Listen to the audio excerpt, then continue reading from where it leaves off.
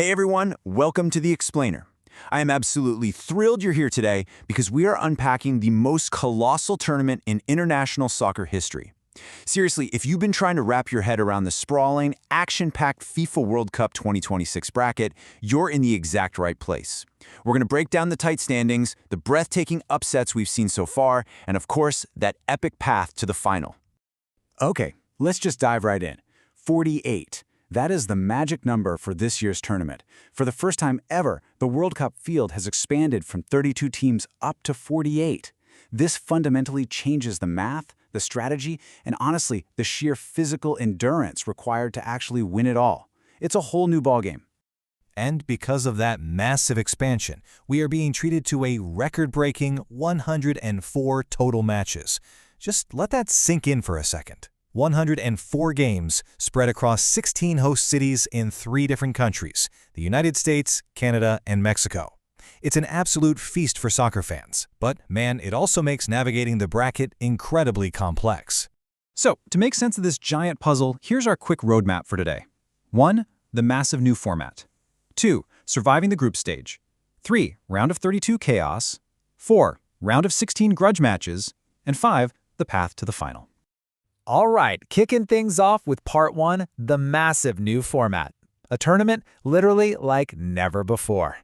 You see, this 2026 expansion didn't just add a few extra teams, it altered the tournament's very DNA. To accommodate the 48 teams progressing out of the group stages, FIFA had to add a brand new tier, the round of 32. This basically turns the tournament into an even longer, grueling single-elimination gauntlet. You can no longer just win 4 knockout games to lift the trophy, you have to survive 5. It starts earlier and the stakes are instantly sky high. Moving on to part 2, surviving the group stage, or as I like to call it, the third place squeeze. You know, in previous years, it was pretty simple, right? Finish in the top 2 of your group and you're through. Easy. Well, not anymore. With 12 groups in total, the top 2 do still advance automatically, giving us 24 teams, but to fill out that massive new round of 32, the 8 best third-place teams also survive. This meant teams were fighting tooth and nail for literally every single goal, because your goal differential and total points could be the difference between packing your bags and miraculously sneaking into the knockouts. Take a look at the final standings for Group D here to see this new reality in action. The United States handled their business, taking the top spot with 6 points and a healthy +4 goal differential. Australia grabbed second, but look at Paraguay down there in third. They finished with 1 win, 1 draw, 1 loss, sitting on 4 points with a -2 goal differential. In the old format, they'd be going home. But under these new rules, Paraguay squeezed through as one of those vital third-place survivors, narrowly edging out Turkey. I mean, the margins have literally never been this razor thin. Which brings us to part 3, round of 32 chaos, the initial knockout bloodbath. Since today is July 2nd, the inaugural round of 32 is currently underway as we speak, and it is rapidly trimming the fat from this tournament. One team that has already survived the bloodbath? The host nation. The U.S. men's national team officially punched their ticket to the round of 16 with a really decisive 2-0 victory over Bosnia and Herzegovina in the Bay Area. Winning Group D set them up for this, and they capitalized beautifully on home soil. But man, not everyone had it so easy. Look at these chaotic results. Canada barely scraped by South Africa 1-0, and that was thanks to a 92nd-minute stoppage time winner from Steven Eustachio.